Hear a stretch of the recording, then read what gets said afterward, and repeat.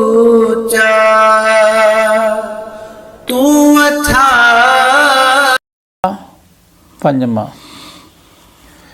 गुर के चरण उपर मेरे माथे, गुर के चरण उपर मेरे माथे, तां ते दुख मेरे सगले लाथे। सतगुर अपनी को गुरबानी, सतगुर अपने को गुरबानी, आत्म चीन परम रंग मानी रहाओ। गुरु साहब कहते जिवें जिवें तुहानूं बाणी दी समझ आऊ, गुरबाणी नूं आपदा गुरु मन के गुरु दे चरनां उपर मत्था टेकांगे, बाणी नूं खुद समझांगे, गुरबाणी अनुसार चलण दी कोशिश करदा है, तो ਉਹਦੇ सारे दुख लैने शुरू हो जाते हैं, सुख आने शुरू हो जाते हैं। गुर के चरण उपर मेरे माथे, तां ते दुख मेरे सगले लाथे। इस तरह गुरु साहब कहते सारे दुख लै जाते, दूर हो जाते हैं। पर गुरु साहब कहते जिवें गल्लां नाल नहीं दुख लैंदे, गुरु तो अपने आप नूं कुर्बान करना हुंदा है। गुरु दा कहना मनना हुंदा 100%, गुरु तो कुर्बान करना पैंदा है। पर असीं अज गुरबाणी दा कहना मनन नूं तैयार नहीं। सतगुर अपने को कुर्बानी, आत्म चीन परम रंग मानी। तो गुरु साहब कहते हुण तुसीं आपदे गुरु तो आपदे आप नूं कुर्बान कर दिओ। ਜਿਹੜੇ गुरु तो कुर्बान कर दिंदे आ, ਜਿਹੜੇ आदे मेरा गुरु ग्रंथ साहब है तो मैं ग्रंथ साहब मुताबिक चलना ही चलना है।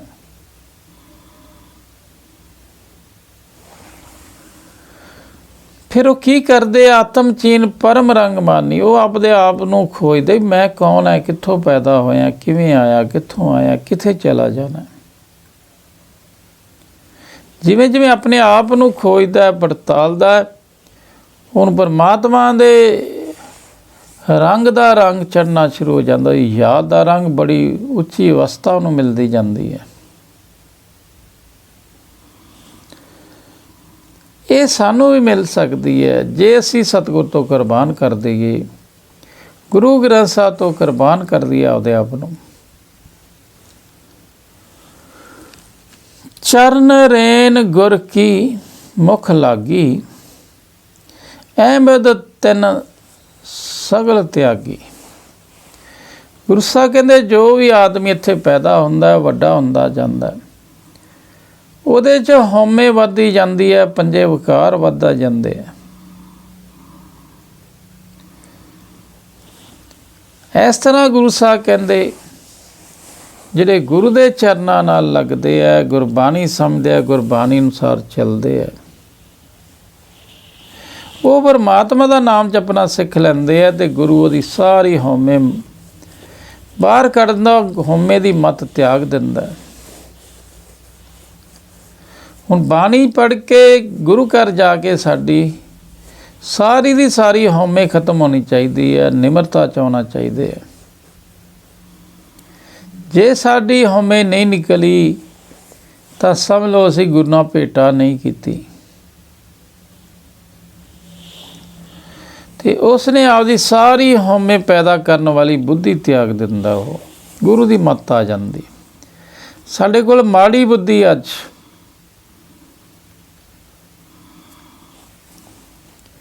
कहते गुर का शब्द लगो मन मीठा, पार ब्रह्म तां ते मोहे डीठा।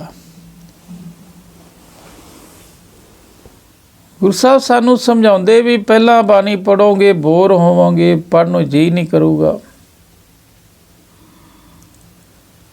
फिर हौली हौली बाणी नू समझदा है, बाणी बड़ी मिठी लगन लग जाती है। पहला बोर हुंदा जो नहीं समझ आउंदी, जो बाणी समझन लग जाती है, बाणी बड़ी मिठी लगन लग जाती है। तो गुरु साहब कहते जो बाणी ਮਿੱਠੀ ਲੱਗਣ ਲੱਗੇ, ਬਾਣੀ ਨੂੰ ਪੜ੍ਹਨ ਨੂੰ ਜੀ ਕਰੇ, ਤਾਂ ਸਮਝ ਲਓ ਪਰਮਾਤਮਾ ਦੇ ਦਰਸ਼ਨ ਹੋਣੇ ਸ਼ੁਰੂ ਹੋ ਗਏ। ਜਿੱਦਣ ਬਾਣੀ ਦੀ ਸਮਝ ਹੋਣੀ ਸ਼ੁਰੂ ਹੋ ਗਈ, ਪਰਮਾਤਮਾ ਦੇ ਦਰਸ਼ਨ ਹੋਣੇ ਵੀ ਸ਼ੁਰੂ ਹੋ ਜਾਂਦੇ, ਕਿਉਂਕਿ ਬਾਣੀ ਪਰਮਾਤਮਾ ਨੂੰ ਵਿਖਾ ਦਿੰਦੀ ਹੈ, ਕਣ ਕਣ ਦੇ ਵਿੱਚ ਵਿਖਾ ਦਿੰਦੀ ਹੈ। ਪਰ ਬਾਣੀ ਮਿੱਠੀ ਲੱਗਣੀ ਚਾਹੀਦੀ ਹੈ। ਪਰ ਬਾਣੀ ਉਦੋਂ ਹੀ ਮਿੱਠੀ ਲੱਗੂਗੀ ਜਦੋਂ ਸਮਝਾਂਗੇ। ਜਿੱਦਣ ਬਾਣੀ ਪੜ੍ਹ ਕੇ ਸਮਝ ਆਉਣ ਲੱਗ ਗਈ, ਬੜਾ ਮਜ਼ਾ ਆਉਂਦਾ, ਹੋਰ ਬਾਣੀ ਪੜ੍ਹਨ ਨੂੰ ਜੀ ਕਰਦਾ। ਜੇ ਨਹੀਂ ਸਮਝ ਆਉਂਦੀ ਫਿਰ ਆਦਾ ਵੀ ਛੱਡੋ ਖੇੜਾ, ਫਿਰ ਜਲਦੀ ਭੱਜਦਾ। ਤਾਂ ਗੁਰੂ ਸਾਹਿਬ ਕਹਿੰਦੇ ਗੁਰ ਕਾ ਸ਼ਬਦ ਲੱਗੋ ਮਨ ਮਿੱਠਾ। ਗੁਰੂ ਦਾ ਸ਼ਬਦ ਮਨ ਨੂੰ ਮਿੱਠਾ ਲੱਗਣਾ ਚਾਹੀਦਾ, ਬਾਣੀ ਪੜ੍ਹਨੀ ਮਿੱਠੀ ਲੱਗਣੀ ਚਾਹੀਦੀ ਹੈ। ਫਿਰ ਗੁਰੂ ਸਾਹਿਬ ਕਹਿੰਦੇ ਪਰਮਾਤਮਾ ਨੂੰ ਦੇਖ ਸਕਦੇ ਆ, ਉਹਦੇ ਨਾਲ ਜੁੜ ਸਕਦੇ ਆ, ਐਵੇਂ ਨਹੀਂ। ਸੋ ਸਾਡਾ ਫਰਜ਼ ਹੈ ਗੁਰਬਾਣੀ ਨੂੰ ਵੱਧ ਤੋਂ ਵੱਧ ਸਮਝੀਏ, ਸਾਰਾ ਗ੍ਰੰਥ ਸਾਹਿਬ ਸਮਝੀਏ, ਫਿਰ ਬਾਣੀ ਮਿੱਠੀ ਲੱਗਦੀ ਹੈ। ਗੁਰ ਸੁਖ ਦਾਤਾ ਗੁਰ ਕਰਤਾਰ, ਜੀ ਪ੍ਰਾਨ ਨਾਨਕ ਗੁਰ ਉਦਾਰ। ਬਾਣੀ ਸਮਝ ਕੇ ਪਤਾ ਲੱਗਦਾ ਵੀ ਗੁਰੂ ਤਾਂ ਪਰਮਾਤਮਾ ਦਾ ਰੂਪ ਹੁੰਦਾ ਹੈ। ਗੁਰੂ ਦਾ ਪਰਮਾਤਮਾ ਨਾਲ ਮਿਲਾਪ ਕਰਾਉਂਦਾ ਹਰੇਕ ਦਾ। ਗੁਰੂ ਹੀ ਸੁਖ ਦੇਣ ਵਾਲਾ ਹੈ ਅਤੇ ਗੁਰੂ ਹੀ ਕਰਤਾਰ ਪਰਮਾਤਮਾ ਦਾ ਰੂਪ ਹੈ। ਗੁਰੂ ਦੇ ਰਾਹੀਂ ਹੀ ਪਰਮਾਤਮਾ ਖੁਦ ਆਪ ਬੋਲ ਰਿਹਾ। ਜੀ ਪ੍ਰਾਨ ਨਾਨਕ ਗੁਰ ਆਧਾਰ। ਤੇ ਗੁਰੂ ਦਾ ਸਿੱਖ ਫਿਰ ਗੁਰੂ ਨੂੰ ਹੀ ਆਪਦੀ ਜਿੰਦ ਜਾਨ ਸਮਝਦਾ। ਗੁਰੂ ਗ੍ਰੰਥ ਸਾਹਿਬ ਦੀ ਬਾਣੀ ਹੀ ਸਾਡੇ ਵਾਸਤੇ ਸਭ ਕੁਝ ਆਧਾਰ ਹੈ, ਆਸਰਾ ਹੈ। ਗੁਰੂ ਮੇਰੇ ਪ੍ਰਾਣਾਂ ਦਾ ਸਹਾਰਾ ਹੈ। ਗੁਰੂ ਮੈਨੂੰ ਚੱਲਣਾ ਸਿਖਾਉਂਦਾ, ਵਧੀਆ ਜ਼ਿੰਦਗੀ ਜਿਉਣਾ ਸਿਖਾਉਂਦਾ। ਗੁਰੂ ਤੋਂ ਬਿਨਾਂ ਅਸੀਂ ਕਾਮਯਾਬ ਨਹੀਂ ਹੋ ਸਕਦੇ। ਅੱਜ ਦੇ ਦਿਨ 'ਚ ਗੁਰੂ ਕੇਵਲ ਗ੍ਰੰਥ ਸਾਹਿਬ ਹੈ, ਇਸ ਤੋਂ ਬਿਨਾਂ ਕੋਈ ਗੁਰੂ ਨਹੀਂ ਹੈ। ਗੁਰੂ ਪਰਮਾਤਮਾ ਦਾ ਰੂਪ ਹੁੰਦਾ ਹੈ। ਗੁਰੂ ਦੇ ਰਾਹੀਂ ਪਰਮਾਤਮਾ ਹੀ ਖੁਦ ਬੋਲ ਰਿਹਾ ਵੀ ਤੁਸੀਂ ਮੈਨੂੰ ਮਿਲਣਾ ਤਾਂ ਐ ਮਿਲ ਲਓ। ਇਸ ਤਰ੍ਹਾਂ ਦੁਨੀਆ ਬਣਾਈ ਹੈ, ਦੁੱਖਾਂ ਦਾ ਘਰ ਹੈ।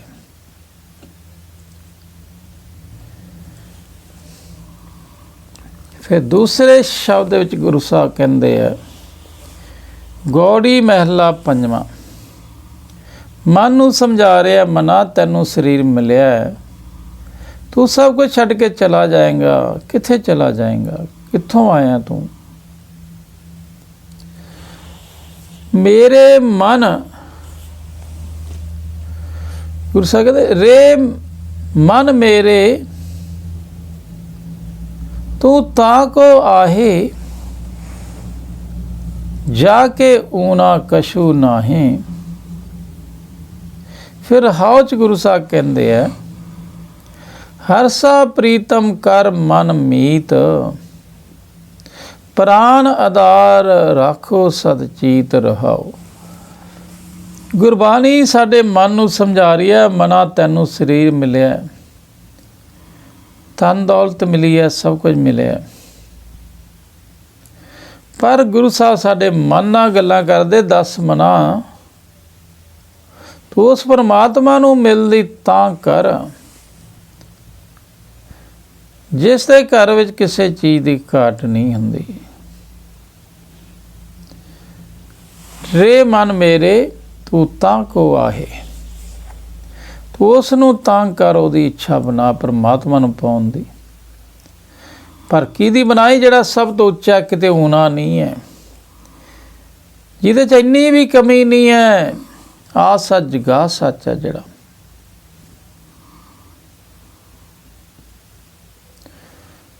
ਉਸ ਨੂੰ ਮਿਲਣ ਦੀ ਕੋਸ਼ਿਸ਼ ਕਰ, ਉਹਨੂੰ ਪਾਉਣ ਦੀ ਕੋਸ਼ਿਸ਼ ਕਰ। ਰਹਾਉ 'ਚ ਗੁਰੂ ਸਾਹਿਬ ਕਹਿੰਦੇ ਹੈ, ਹਰਸਾ ਪ੍ਰੀਤਮ ਕਰ ਮਨ ਮੀਤ। ਗੁਰੂ ਸਾਹਿਬ ਸਾਡੇ ਮਨ ਨੂੰ ਮਿੱਤਰ ਕਹਿ ਕੇ ਸੰਬੋਧਨ ਕਰ ਰਹੇ, ਸਮਝਾ ਰਹੇ। ਕਹਿੰਦੇ ਹੇ ਮਿੱਤਰਾ ਮਨਾ,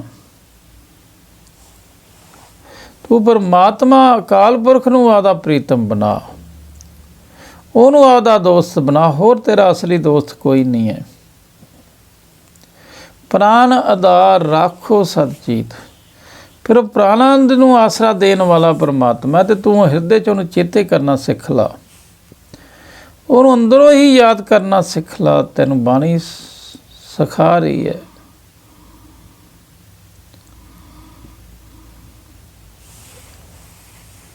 ਹਰ ਸਾ ਪ੍ਰੀਤਮ ਕਰ ਮਨ ਮੀਤ, ਪ੍ਰਾਨ ਆਧਾਰ ਰਾਖੋ ਸੱਚੀ। ਬਸ ਰਹਾਉ ਦੇ ਵਿੱਚ ਸਭ ਕੁਝ ਗੁਰੂ ਸਾਹਿਬ ਨੇ ਸਮਝਾ ਦਿੱਤਾ। ਜੇ ਮਨ ਨੇ ਪਰਮਾਤਮਾ ਨੂੰ ਮਿੱਤਰ ਬਣਾ ਲਿਆ ਤਾਂ ਇਹ ਪਾਸ ਹੈ, ਨਹੀਂ ਤਾਂ ਫੇਲ ਹੈ। ਉਹ ਨਾ ਪਿਆਰ ਬਣਨਾ ਇਹਦਾ। ਰੇ ਮਨ ਮੇਰੇ ਤੂੰ ਤਾਕੋ ਸੇਵ ਆਦ ਪੁਰਖ ਅਪਰਮ ਪਰਦੇਵ। ਹੇ ਮਨਾ, ਤੂੰ ਕਿਹਦੀ ਸੇਵਾ ਕਰਦਾ ਫਿਰਦਾ? ਇਹ ਸਫਲ ਨਹੀਂ ਹੈ। ਤੂੰ ਉਸ ਮਾਲਕ ਪਰਮਾਤਮਾ ਦੀ ਸੇਵਾ ਕਰ ਮਨਾ, ਉਹਨੂੰ ਸਿਮਰਨ ਕਰ, ਉਹਨੂੰ ਯਾਦ ਕਰ। ਕਿਹੜੇ ਪਰਮਾਤਮਾ ਦੀ? ਜਿਹੜਾ ਸੱਚ ਹੈ, ਜਗਾ ਸੱਚ ਹੈ। ਆਦ ਪੁਰਖ ਅਪਰੰਪਰ ਦੇਵ ਹੈ, ਜਿਹੜਾ ਜਗ ਦਾ ਮੂਲ ਹੈ, ਜਿਹੜਾ ਜੋ ਸਭ ਵਿੱਚ ਵਿਆਪਕ ਹੈ, ਜੋ ਪਰੇ ਤੋਂ ਪਰੇ ਹੈ, ਬੇਅੰਤ ਹੈ, ਜੋ ਪ੍ਰਕਾਸ਼ ਰੂਪ ਹੈ, ਏਕੰਕਾਰ ਆਦਿ ਸੱਚ ਜਗਾ ਸੱਚ ਹੈ। ਉਹਦੀ ਸੇਵਾ ਕਰ, ਉਹਦਾ ਸਿਮਰਨ ਕਰ, ਉਹਨੂੰ ਯਾਦ ਕਰਨ ਦੀ ਕੋਸ਼ਿਸ਼ ਕਰ। ਤਿਸ ਉੱਪਰ ਮਨ ਕਰ ਤੂੰ ਆਸਾ, ਆਦ ਜੁਗਾਦ ਜਾ ਕਾ ਪ੍ਰਵਾਸਾ। ਪਰ ਗੁਰੂ ਸਾਹਿਬ ਦੇ ਮਨਾ ਤੂੰ ਹਰੇਕ ਤੇ ਆਸ ਨਾ ਰੱਖੀ। ਤੂੰ ਕੇਵਲ ਏਕੰਕਾਰ ਪਰਮਾਤਮਾ ਦੇ ਹੀ ਮਾਸ ਰੱਖੀ। ਜੇ ਤੂੰ ਮੇਰਾ ਸਿੱਖ ਹੈ ਤਾਂ, ਜਿਵੇਂ ਧਰੂ ਤੇ ਪ੍ਰਹਲਾਦ ਨੇ ਏਕਮ ਤੇ ਯਾਦ ਆਸਰਾ ਰੱਖਿਆ, ਆਸ ਰੱਖੀ, ਅਸੀਂ ਵੀ ਉਹਦੇ ਉੱਤੇ ਆਸ ਰੱਖਣੀ ਹੈ, ਸਾਡੇ ਮਨ ਨੇ ਰੱਖਣੀ ਹੈ। ਪਰ ਉਹ ਕੌਣ ਹੈ? ਆਦ ਜੁਗਾਦ ਜਾ ਕਾ ਪ੍ਰਵਾਸਾ, ਜਿਹੜਾ ਸ਼ੁਰੂ ਤੋਂ ਮੁੱਢਾਂ ਤੋਂ ਹੀ ਸਾਰੇ ਯੁੱਗਾਂ ਤੋਂ ਆਸਰਾ ਦਿੰਦਾ ਆ ਰਿਹਾ, ਜਿਸ ਦਾ ਭਰੋਸਾ ਸਦਾ ਤੋਂ ਹੀ ਉਹਦੇ ਜੀਵਾਂ ਦੇ ਨਾਲ ਹੈ। ਜੁਗਾਂ ਜੁਗਾਂ ਤੋਂ ਆਪਦੇ ਭਗਤਾਂ ਦੀ ਰੱਖਦਾ ਆ, ਅੱਜ ਵੀ ਰੱਖੂਗਾ। ਜਾ ਕੀ ਪ੍ਰੀਤ ਸਦਾ ਸੁਖ ਹੋਏ, ਨਾਨਕ ਗਾਵੇ ਗੁਰ ਮਿਲ ਸੋਏ। ਗੁਰੂ ਸਾਹਿਬ ਕਹਿੰਦੇ ਜੇ ਤੁਹਾਡੀ ਉਹਦੇ ਨਾਲ ਪ੍ਰੀਤ ਬਣ ਜਾਵੇ, ਬੜਾ ਸੁੱਖ ਆ ਸਕਦੇ ਹੈ। ਪਰ ਪ੍ਰੀਤ ਗੱਲਾਂ ਨਾਲ ਨਹੀਂ ਲੱਗਦੀ, ਤਰੀਕੇ ਨਾਲ ਲੱਗਦੀ ਹੈ। ਗੁਰੂ ਸਾਹਿਬ ਕਹਿੰਦੇ ਜਿਵੇਂ ਜਿਵੇਂ ਬਾਣੀ ਅਨੁਸਾਰ ਚੱਲੋਗੇ, ਹਉਮੈ ਹੰਕਾਰ ਛੱਡੋਗੇ, ਤੁਹਾਡਾ ਪਿਆਰ ਪਰਮਾਤਮਾ ਨਾਲ ਬਣਦਾ ਜਾਣਾ, ਪ੍ਰੀਤ ਬਣਦੀ ਜਾਣੀ ਹੈ। ਅਤੇ ਉਹ ਪ੍ਰੀਤ ਹੀ ਸੁੱਖ ਦਿੰਦੀ ਹੈ। ਪਰ ਸਾਨੂੰ ਤਾਂ ਪਤਾ ਹੀ ਨਹੀਂ ਪਰਮਾਤਮਾ ਕੌਣ ਹੈ ਅਤੇ ਪ੍ਰੀਤ ਕਿਵੇਂ ਬਣੂਗੀ। ਬਾਣੀ ਨੂੰ ਸਮਝ ਕੇ ਉਸ ਪਰਮਾਤਮਾ ਦੀ ਸਮਝ ਆਉਂਦੀ ਹੈ, ਕਣ ਕਣ 'ਚ ਵਸਦਾ ਦੇਖਦੇ ਹਾਂ, ਫਿਰ ਉਹਦੇ ਨਾਲ ਹੌਲੀ ਹੌਲੀ ਜੁੜਿਆ ਜਾਂਦਾ, ਉਹਦੀਆਂ ਸਿਫਤਾਂ ਕਰ ਕਰਕੇ।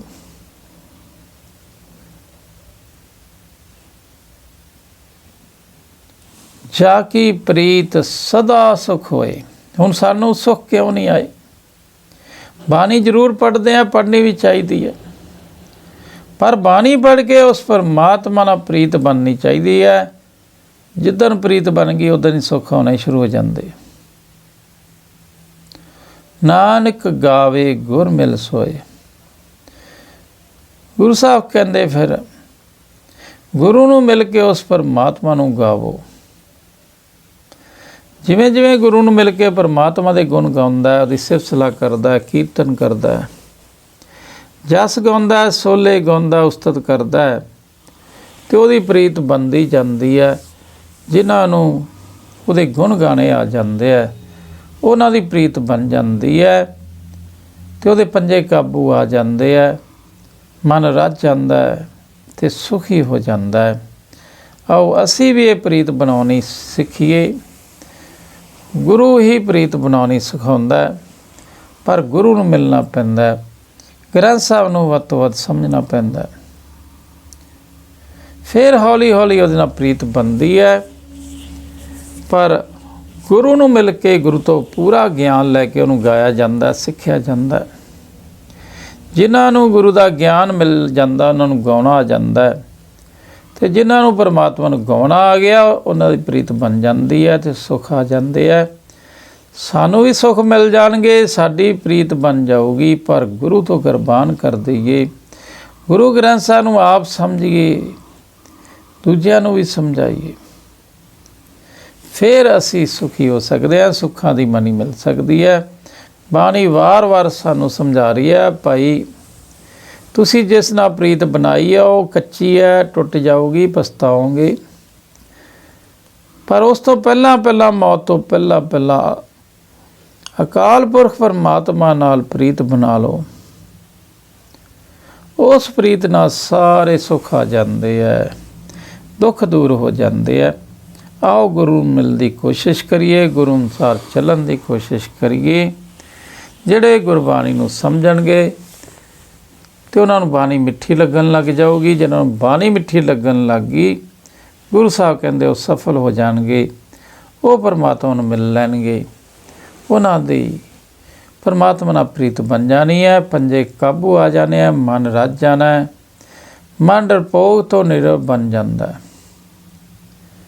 ਲਾਲਚੀ ਤੋਂ ਸੰਤੋਖੀ ਬਣ ਜਾਂਦਾ। ਬੜੀ ਵੱਡੀ ਚੇਂਜ ਆਉਂਦੀ ਹੈ। ਸੋ ਆਓ ਗੁਰੂ ਦੀ ਗੱਲ ਵੱਧ ਤੋਂ ਵੱਧ ਸਮਝੀਏ ਅਤੇ ਗੁਰੂ ਅਨੁਸਾਰ ਚੱਲਣ ਦੀ ਕੋਸ਼ਿਸ਼ ਕਰੀਏ।